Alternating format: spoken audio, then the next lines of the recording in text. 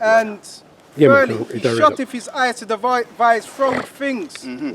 Moving his lips, he bringeth evil to pass. Right, he bringeth evil to pass. But the more evils he brings to pass, the more evils is going to ricochet against him. Whatever man soweth, that shall he also reap. So what are the evils that Esau is bringing out, that he wants to bring about? It's to, what is it? To maintain humanity under 500 million. So if that means he has to get people to take the vector, then that's just so be. And a lot of people have taken the vector, the stab and jab, if you know what I'm saying. Oh, yeah. Yeah. You know, so eventually, when the time is right, these individuals, they're going to drop dead and they're going to get what they want. So they're going to be feeling like, okay, things are operating and moving. But no, the Most High is going to put something in the monks, excuse me. The Most High is going to put a monkey wrench in their plans, and their plans are not going to go according to as they expected to go. Yeah, I was going to read this little bit. Please do, brother. On this, DeAndre Hopkins questions NFL future because he won't get vaccine. Yeah. And that's funny because you got a lot of Jakes out there, even even without being in the sports arena, just regular Jakes. You got a lot of Jakes that are like very what's the word I want to use, man? Oh man, there's a word I want to use. They're not tying the line? Kind of? No, you got Jakes that are kind of like in the middle. Oh. I don't really on the fence. Yeah, they're on the fence, but there's another word I'm looking for. But that's okay. I'll use that term. Yeah, you got a lot of Jakes that are on the fence anyway about this taking this vector thing. They're not really feeling it. And then you got certain Jakes, you know, they like, okay, I'll go ahead and take it. But then again, you have certain Jakes that are in the midst of these other Jakes that are in the middle of it. They're thinking, well, you know what? I ain't taking that shit. No, I'm not taking that. Because you got certain Jakes that have studied the Tuskegee experiment and all of that stuff. Yeah. You know what I'm saying? So they're definitely not going to take it because of that. Yeah. Going on. There's a group called the Disinformation Dozen, right? I just read a couple of these guys because a lot of them are very informative, man. Yeah, I read some of the main ones. Huh. This guy here, Rashid Butter, yeah, he's down as one of the Disinformation Dozen. Okay. Some brothers are bringing it out, which means they're bringing out going contrary to the V. Yeah. There's another one, Riza Islam. Okay. So one brother broke it down. One of the brothers in the where is it? I can't remember the camp he was from, man. But one of the elders was saying that if they're starting on him now, yeah, you know, he's speaking against the V. Go on. Then we might, he's out of all of them, out of the 12 of them, he's the only black guy. But you know, so these are called Disinformation Dozen. Okay. They want to get rid of them basically, Right. silence them totally off social media. Can't. And it's funny because you got them kind of Jakes that's on YouTube. Like for example, Jake got their own media, as they call black media, right? So what's not to say to them sports people that's in the NFL and the basketball world, the NBA world, what's not to say if they're not listening to them? They're probably listening to them and thinking to themselves, you know what, I'm not going to take this thing because, you know, these white people, man, they got it in for us, the so-called white people. I need to say the term Edomite rather than the term white because they're not white, they're Edomites. So, yeah, there you go. But eventually something's going to go down where they're going to push Jake to take the thing and as well as take the mark of the beast too. It's going to come down to the wire. People are going to have to make a decision. People are going to be having to be pushed up against the wall as the powers that be are going to do. And people are going to have to make that decision. Do I either take the vector and as well as the mark, or do I lose it all? Because right now, people haven't been pushed. That's why people are like, man, fuck this shit. Go on, brother. It's Ecclesiastes chapter 34 and 19. The Most High is not pleased with the offerings of the wicked. Right. Neither is he pacified for the sin by the multitude of sacrifices. And that's a very good scripture. The Lord ain't pleased about what he's doing, what he is about to do. That's another reason why it's not going to work. This one world order thing ain't going to work. Because they've put a lot of work in and sacrificed quite a bit for this particular moment in time to push this vector. But guess what? It doesn't matter how much the wicked is sacrificed. The Lord isn't pleased with it. So if the Lord isn't pleased with it, it ain't going to work. Because the Lord ain't here to establish thoroughly the wicked. The Lord is here to establish the righteous eventually. Yeah, the righteous are going to go through their ups and downs, which in all reality, the whole nation, but the Lord is just building with the elect. But eventually, this road is going to be destroyed, and as well as the righteous is going to be set up. And we make up the righteous. Go on, brother. Let's read this. Job 20:14 says, "Yet his meat is in his bowels, is turned. It is the gale of asp within him. Come. He hath swallowed down riches, Right. and shall vomit them up again." Yeah, and as well as their New World Order agenda. That's all going to be destroyed. All of that's going to come out of them, and as well as their wealth. Because what did they do? What did they do? They stole people, put them into slavery, right? And they stole their resources and had their resources and accumulating due to all of their stealing and their thievery, so much wealth. But what's going to happen eventually is they're going to have to give all of that back, which is what they've stolen. And that's actually in the law, in the book of Exodus. Let me see if I could pull that out. Yeah. Yahweh shall cast them out of his belly, just to finish off. Yeah. You know? So that's what's going to happen eventually. All of that stuff that they've stole from these other nations as well as what they've stole from us, they're going to have to give it back, man. And there's a law on that as well. I believe it's in Exodus 28.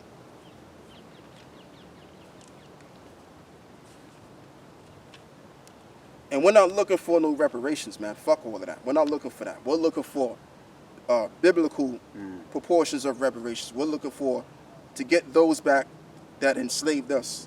Right. And we're looking to get our shit back in that kind of setting, man. Right. And as well as this earth, because this earth is ours as well. It's our inheritance. So that's what we're looking for. We're not looking for no measly, corrupted fiat fund currency of reparations. I got one, yeah? Going up. "And to him that overcometh, I will grant to sit with me in my throne, even as I also overcame, and I sat down with my Father in his throne." Yeah, you could break that down, brother. Yeah, you're talking about reparations, man. We've got bigger fish to fry, man. That's what keeps me calm when I see the judgments, and when I think about the reward. Keeps me calm, because sometimes you get frustrated in this place. You want to let off steam, but then you still ain't going to solve nothing if you let off steam. So when I think about this, "To him that overcometh, I will grant to sit with me in my throne." Sit with the Most High, in his throne, under him, even as I also overcame and sat down with my Father in his throne. So there's a reward, man. But we have to overcome, and if we give in. If we give in to the flesh, that's a loss. But if we take that, I done a video a little while ago. Taking the L in the flesh is a victory in the spirit, man. And I've had to, get that into my head, get that into my mind, man. That keeps me calm. It helps me to focus more and think. When I think about getting that throne, Yahuwah's I'm in that number to get that throne. Yeah, that's very true. Talking about what's this other thing he was talking about, the reparations. That's just gonna make you. That's just gonna drag you down. That's gonna build up your hopes, man. Yeah. Expectations postponed make you feel even more sick. That's it. As the scripture says, to give the sure of the heart. Something else, man. You're going into something else. What I would like for one of you brothers to get is get me Exodus 21 verse 16.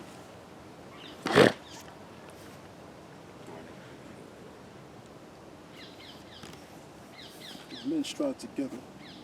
Exodus verse 21, 16. Exodus 21, 16. "And he that stealeth from man," am I on the right one? Yeah, that's it. "And selleth him, or if he be found in his hand, he shall surely be put to death." Yeah, so that's even when it comes to selling a servant. Because what you do is back during the time of the Hebrews, what they would do.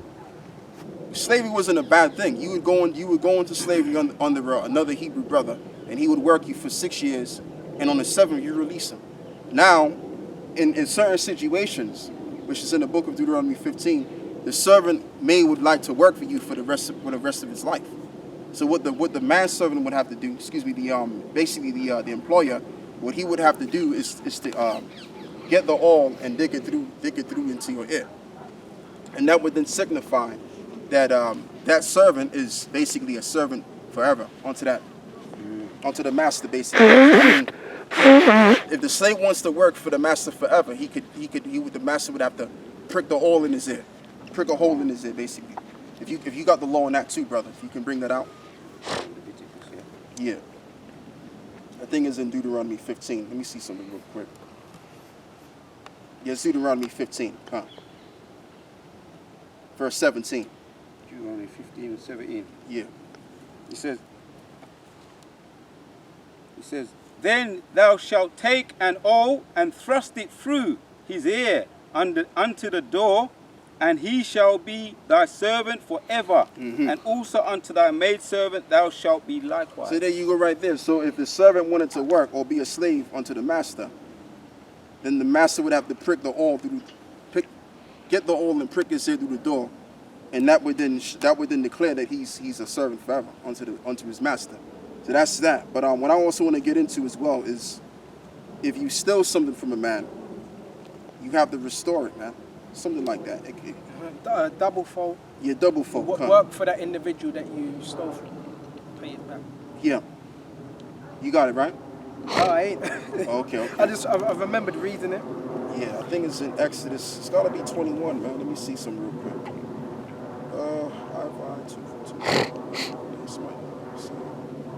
That's Exodus 21 and 24. Eye for eye, tooth for tooth. No, I'm just reading it. I'm just trying to see where the actual verse is. Because I was reading the other day. I think it's let's try 20. Hebrews 20. Yeah, somebody speak. Okay, yeah. So what was we on? Yeah, if you have a servant, there's like who worked for Jacob. He worked for Laban, his uncle. How long was he working? 7 years. For who was it for? Was it Rachel, Elder? It was Rachel. It was Rachel. Yep. Okay. But he was given Leah, the younger one. Okay, and Laban fooled him. He said, no, you cannot take the older one. You got to take the younger one. You got to work another 7 years for the other one. So that was what, 14 years? Approximately, yeah. Yeah, what, 7 years? Yeah, 14 years approximately. So this shows you today, why are people working till 70, 80 years old? And they're lucky if they just about get a pension. They die before they get their pension. So really, you should be able to work for what, 7 years? And have enough was sufficient for you to look after your family and have your own. So that's terrible that Esau's setting up this society where you have a mortgage, which is really a death note, and you don't pay off that mortgage. The house gets repossessed by Esau if you don't pay off that mortgage. So this is what Esau's got people chasing their own tail. One in that mortgage, one in that car. And that house that it's built on, what's it built upon? The land that Esau owes.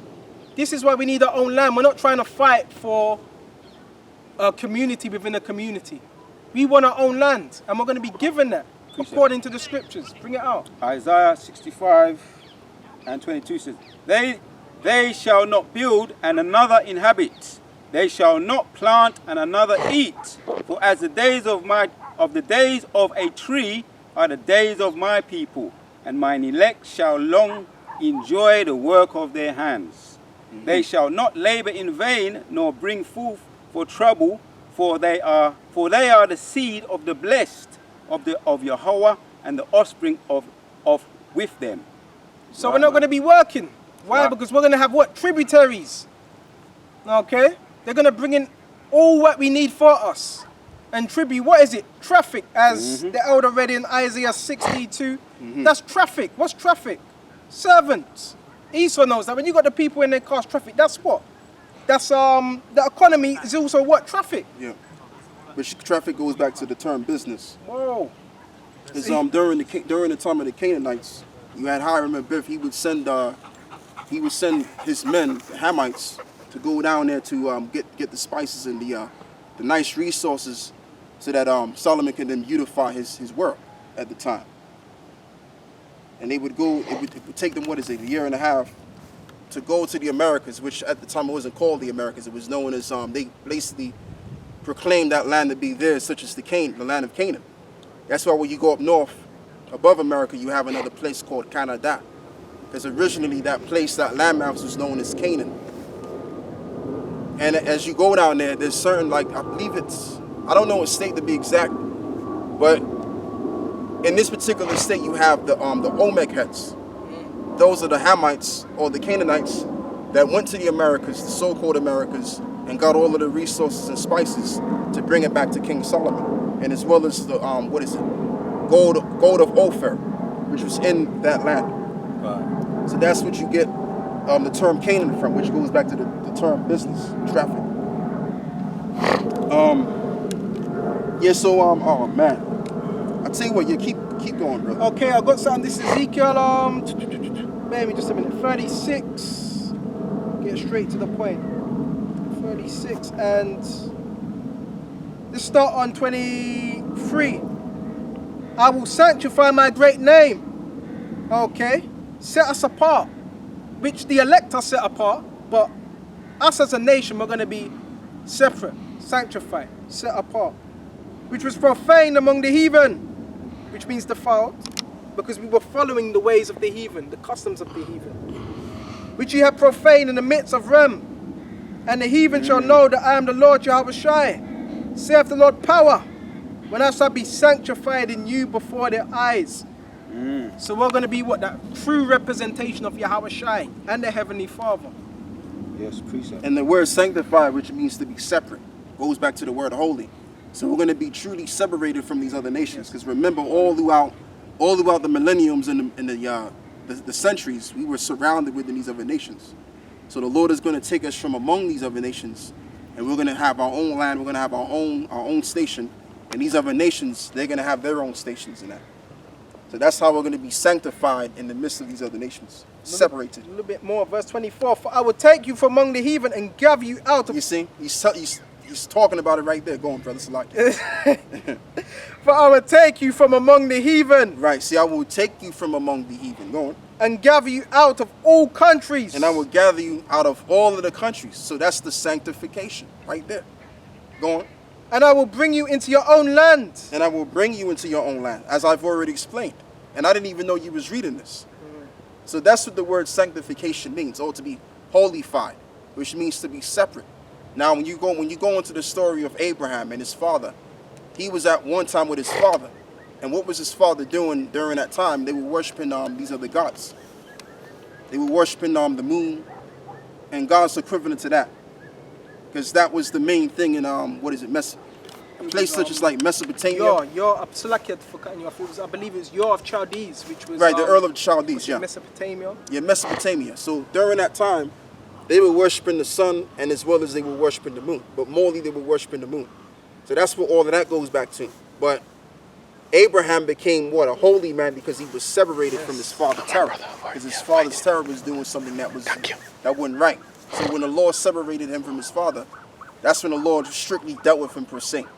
Go on, brother. Then will I sprinkle clean water upon you, and you shall be clean from all your filthiness, and from all your idols will I cleanse you. A new heart also will I give you, a new spirit. And a new heart and the new spirit is in the book of Isaiah 31 and 33. Somebody get that. Isaiah 31. Now, hold what you got. Somebody get Isaiah. Okay. You get Isaiah 31, 33, brother. Me, yeah? Yeah. Isaiah 31, 33. And I believe that ties in with the new covenant, because in Hebrews chapter 8 or 9, That's what it ties into, brother. which Alizé is talking a whole bunch of nonsense about, oh, we don't need to read Hebrews. That's one of the most important books. That's the new covenant that Yahweh has established between us and him. The new way, perfection. There's only 9 verses, but I'm going to read 3. There's only 9 verses. I'll tell you what, I hold on to these scriptures. I want to go back to the topic of, because I want to finish this topic of, we was talking about Esau having to give everything back. So I found a precept. So somebody hold on what you got though. Yeah, I still got that. Exodus 22, and it's verse 7. Exodus 22 and 7. If a man shall deliver unto his neighbor money or stuff to keep, and if it be stolen out of a man's house, if the thief be found, let him pay double. Keep going. If the thief be not found, then the master of the house shall be brought unto the judges. And the thief has already been found. We're looking at the thieves every day. Go on. To see whether he hath put his hand unto his neighbor's goods. For all the manner of trespass, whether it be for an ox or for an ass, for sheep, for raiment. So as verse 7 says, it says that if a thief be found, let him pay double. So Esau's gonna have to pay double for what he has stolen. I haven't seen this scripture before. Esau has to pay double. Yeah. So you know where you read in the book of Job, I believe it's in the book of Job, the book of Job 14, where it says they shall seek to please the poor, and they shall restore his goods. I get that now. Eventually they're gonna have to restore our goods that they've stolen, because they took us as slaves, they stole us. As it is written in the book of Zechariah, I believe it's Zechariah the 5th chapter, where it says, he that stealeth or sweareth on this side shall be cut off according to it. So they stole our goods, they stole us as a people, right? So eventually they're going to be put to death according to the law, as well as in the book of Exodus 21. I've got one. Go on, brother. Yeah. I believe it's verse 6. Go Revelation 18 and 6. Mm-hmm. Reward her even as she rewarded you, and double unto her, double according to the works in the cup which she hath filled. Exactly. Fill to her double. So what the wrongs that they've committed and the thievery and the goods that which was stolen due to their thievery, right? They're gonna have to restore them goods, and they have to get paid double for the wrongs that they've done. So Esau is in complete shit. All right. So with that, let's go and get let's continue on, brother. Let's read verse 7 again, and we're gonna read from all the way down to verse 9.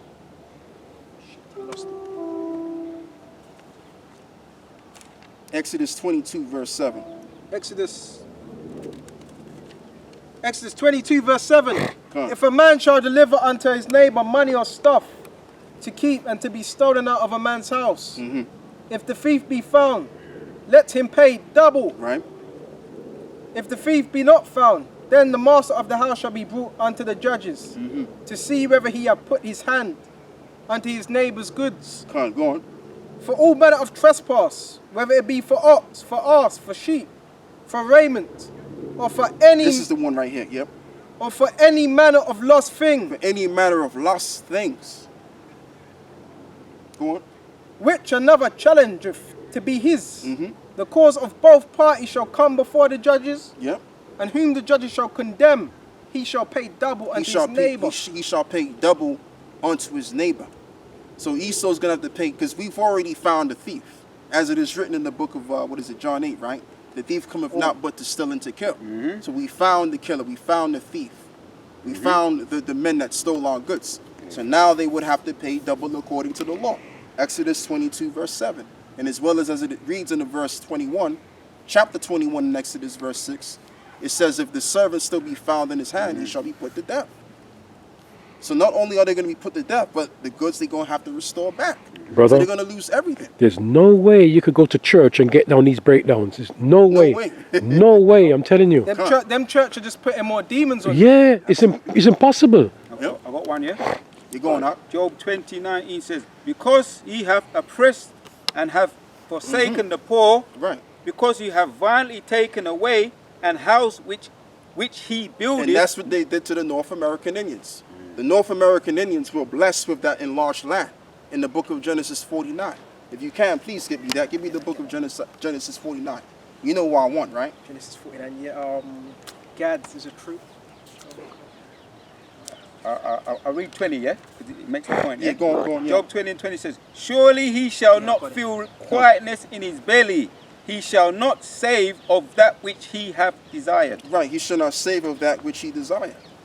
So whatever Esau desired, what's Esau's desire right now? Beginning with the elite, right? The New World Order. The New World Order, that's their desire.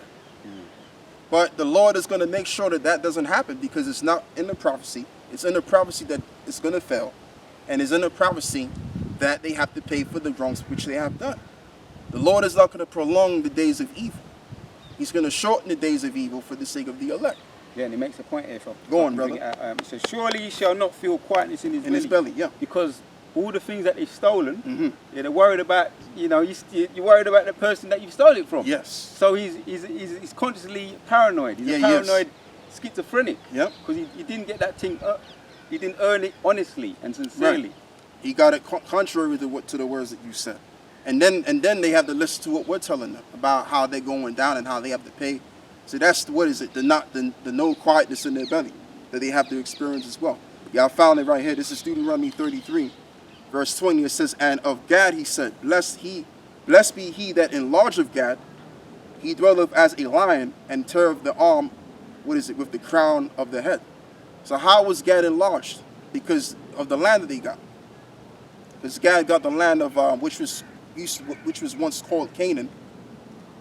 And when he got the land, it was because they were under the Assyrians. So they went to get away from the Assyrians and go to that land instead, and they built it from that. They built it from there.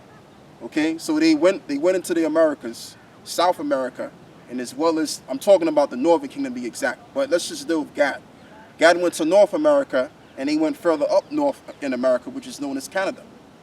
So that's what that's talking about. So the Lord blessed them with that land. And what did Esau do? He stole a house that didn't belong to them. So he has to pay double even for that.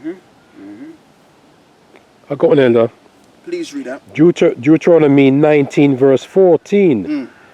Thou shalt not remove thy neighbor's landmark, There you go. which they of old time have set in time inheritance, Right. which thou shalt inherit in the land that our Lord our power giveth thee to possess it. Yeah.